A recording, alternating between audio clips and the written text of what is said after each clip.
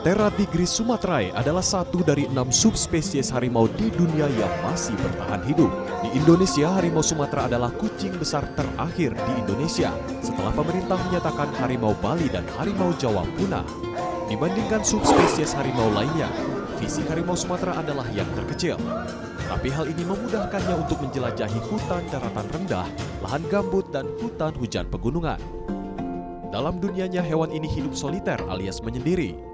Harimau Sumatera akan berburu beragam hewan berdaging pada malam hari. Namun karena perambahan hutan dan perburuan oleh manusia, membuat hidup harimau Sumatera dalam hutan semakin suram. Berbeda dengan kehidupan harimau Sumatera yang tinggal di sebuah tempat di Cisarua, Jawa Barat. Kucing besar ini hidup sehat. Tidak hanya itu, di sana harimau dan manusia sangat bersahabat. Meski termasuk satwa kritis terancam punah dalam daftar merah spesies terancam, masih ada pihak-pihak yang menjaga keberlangsungan hidup harimau Sumatera. Selain penangkaran, ada juga sosok-sosok yang menunjukkan hubungan erat antara harimau Sumatera dan manusia itu sendiri.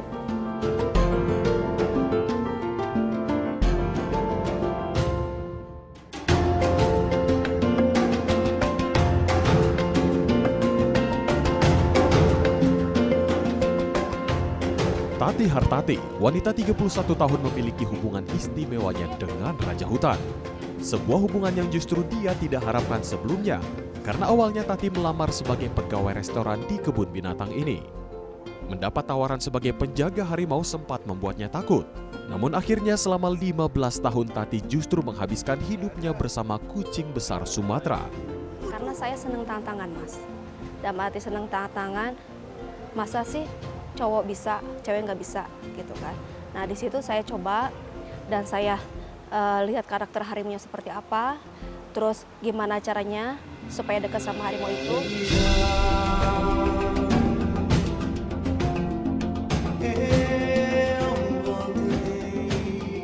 Setiap hari Tati selalu mengawali harinya bersama Jalil, seekor harimau Sumatera yang berusia 6 bulan. Jalil adalah harimau Sumatera kedua yang diasuh oleh Tati. Sini, Jalil.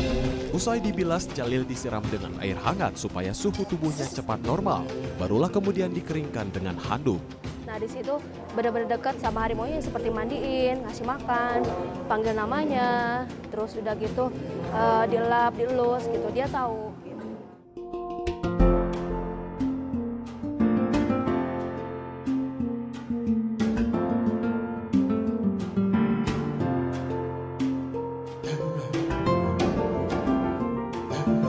Seperti layaknya hewan peliharaan, bersama rekan seprofesi Tati juga mengajak Jalil jalan-jalan berkeliling kebun binatang.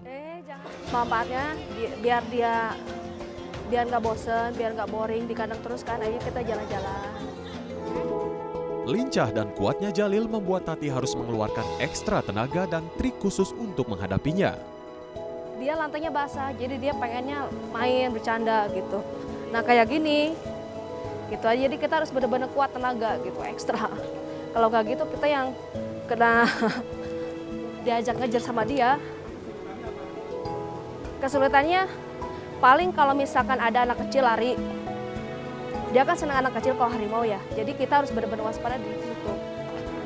Kecuali kalau misalkan harimaunya takut sama sesuatu, apa barang aneh gitu, dia tahu.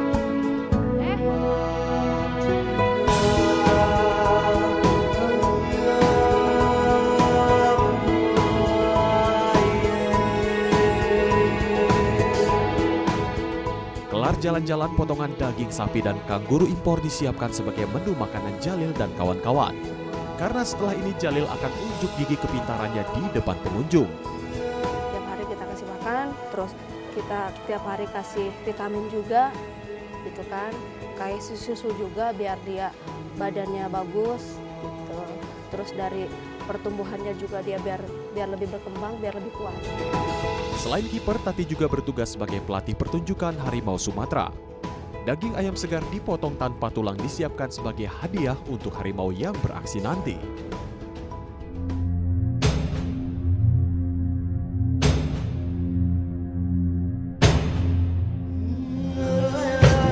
Tati pun siap tampil.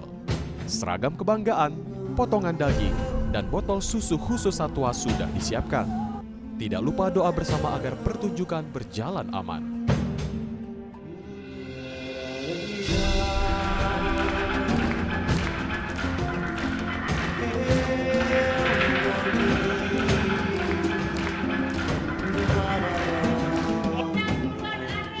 Satya, harimau Sumatera 8 tahun yang memanjat tiang kayu setinggi 9 meter, memulai pertunjukan satwa di Cisarua. Setelah Satya, Jalil dan kawan-kawan giliran beraksi. Potongan daging ayam digunakan untuk mengarahkan harimau. Berbagai aksi seperti duduk dengan tumpuan kedua kaki belakangnya, memberikan susu, meloncati bangku besar, dan meloncati tati. Pertunjukan ini berlangsung 2 kali setiap harinya saat siang dan sore hari. Menjadi kiper dan pelatih harimau tidak selamanya mulus. Tati kerap mendapatkan tantangan dari orang tua dan keluarga, belum lagi dengan resiko tercakar atau pertunjukan yang tidak lancar. Di saat saya lagi cuti 3 hari, saya ingatnya sama harimau gitu. Harimaunya masih ingat nggak ya sama saya gitu kan. Kini bersama 7 rekannya, Tati tetap setia menjaga 6 harimau Sumatera dan 11 satwa pertunjukan lainnya. Nah di sini saya sebagai kiper harimau, janganlah mengambil organ-organ tubuh dari harimau tersebut. Karena kalau tidak ada harimau, nanti di hutan gimana? Ya di sini saya mengajak Anda untuk lebih mencintai satwa loreng Indonesia terakhir, yaitu harimau Sumatera. Muhammad Irsal, Immanuel Kellen, Kecamatan Cisarua, Kabupaten Bogor, Jawa Barat.